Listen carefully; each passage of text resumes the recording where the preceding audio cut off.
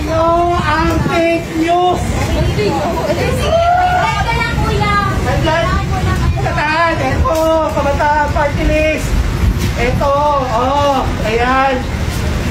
Yan ang dapat sa Kabataan Party List. Sayang, ang sinabi ni Rizal, ang kabataan, ang pag-asa ng bayan. Kayo, Diyos niyo. Maraming salamat sa pagpunit ng aming mga pulyeto. Para po sa atensyon ng lahat, para sa kapakanan ng ang Kabataan Party List. Salamat sa iyo. Huwag niyo i-post yan! Huwag niyo i-post yan, mga binibigyan nyo. Bibigyan nyo lang ito ng pagkakataon nitong mga walang kwenta na ito sa lipunan.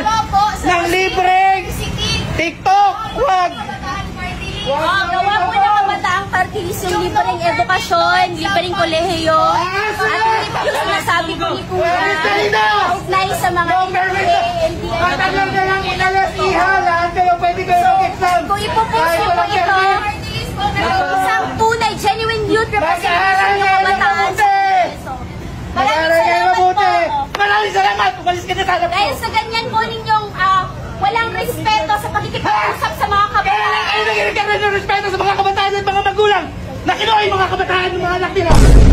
Ha?